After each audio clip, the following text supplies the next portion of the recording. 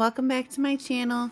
So today I'm gonna go through how I try to troubleshoot for Apex. So I have my friend here who is very close to me.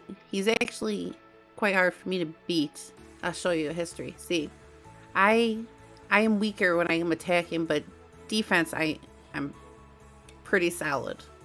But we go back and forth. Okay, so here we'll start at the beginning of this round for Apex. My friend was able to beat me. So here you can see I did accidentally have the nun hero chosen because I hadn't changed my marches, and Ada was part of my lead march. This character right here, the nun, is very weak for me right now. So it was a pretty easy thing to figure out why I lost. Because Ada was no longer resonated to my heroes that were maxed. So that is pretty easy to see why I lost. I don't really need to look any further. But then I retaliated against him. And now I had my main march with Lara going. And you can see I was able to turn the tables by show you right here. See, then you can see the difference. Tempest Arms, pets, and then what hero. There is a massive difference. So changing to Lara and the correct hero, Catherine, was what made the difference. So then I come online, see, he's ranked higher than me. So I tried attacking him, and it did not go well.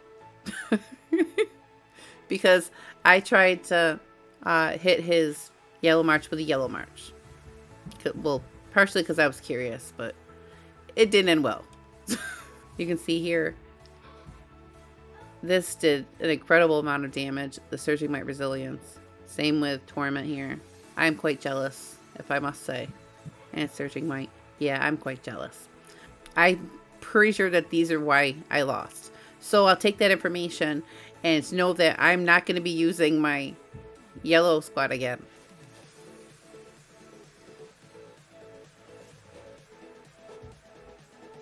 And you can see here I didn't use my carrier. I usually use my carrier, but that's attached to my main march, and I was just doing it quickly. So you can see here I tried again. I think I used my carrier this time.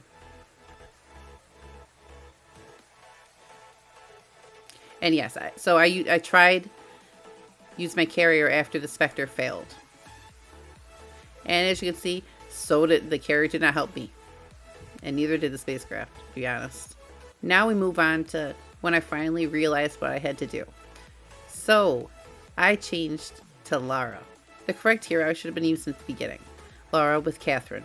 That is my main march, my Berserk march. And as you can see, I was able to defeat him. And now it was all green mostly. And you can see the difference in the damage my Berserk march can cause in comparison.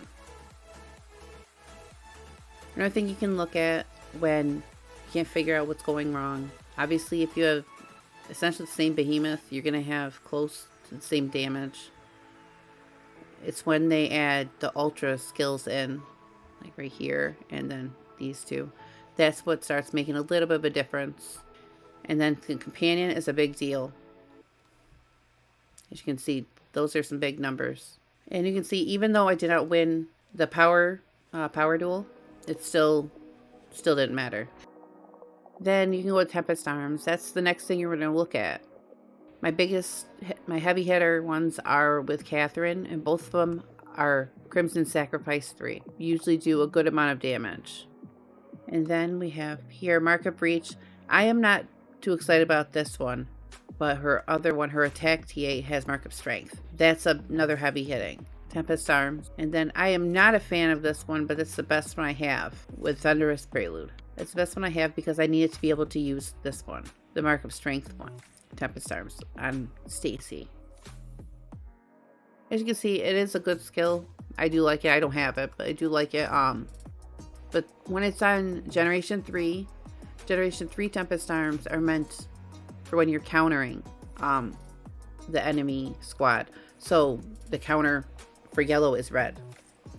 So you're going to want to use Generation 3 on the enemy squad that is blue if you're yellow, red if you're blue, and yellow if you're red. They do the best. Now, Generation S1 Tempest Arms is aimed at negating the countering system. So when someone has a blue team against my red squad, it's meant to counter that, which it actually does a pretty good job. So you have to keep that in mind. And then Rejuvenating Spring is always a good one for a resilience squad, hence the 32,000 shielded, which is very nice. Then Mark of Strength, always a fan of that. Same. As you can see here, Mark of Strength, it really does do some damage. And then you go to pets. Now, it doesn't, the pets, it won't show the stats for the pets. But stats are, they mean a lot when it comes to pets, because they're close enough that it shouldn't be that bad of a difference.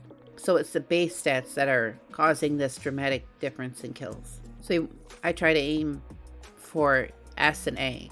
I mean, every so often I'm stuck with a B stat, but I need to see S stats on there for it to be worth upgrading. Now vehicles. I will show you how I beat them, because it wasn't just Lara. Mitigating factor was this vehicle right here, in the Inferno Striker MK2. Okay, so usually I use the MK1. So usually I would use this one, the Inferno Striker MK1. This has a skill. For every 6 infantry base attacks, the tank creates a 360% strength shield to protect itself. When infantry health is below 50%, the shield strength is increased by 35%. So that's the one I would have usually used. But this is the one that I actually changed to. And this one has Final Fury as a passive skill. Every 7 infantry base attacks, the tank creates a 270% strength shield, which yes is lower than the other one. But when infantry health is below 50%, damage dealt by all friendly troops is increased by 120%. So I know that my hunters and riders are a whole lot stronger than my infantry. So once my infantry health got below 50%, all that extra damage from my hunters and riders, which was increased dramatically. And that is why I beat him. So you can see right here, Final Fury. Yes, his may have caused more kills, but that is the one thing that I changed that made the difference. And then I want to show you something, because this is perfect example to fight back and forth. You can see we have almost all the same things, just a few little differences. So long story short, what I do is I try to look through, break down these battle reports, starting with where the comparisons are, and take note of the difference in how many are left over afterwards. And I try changing the easy things first. The easy things are the vehicles.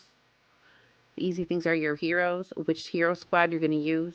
And then if that stuff doesn't work, then you can move on to more pain in the butt kind of things, like changing Tempest Arms, or changing the gene thing on the resonated heroes, or changing resonated heroes, like I had originally changed from Ada to Lara. And all those little things can be tweaked, but most of that stuff requires your opponent to be very close in power to you.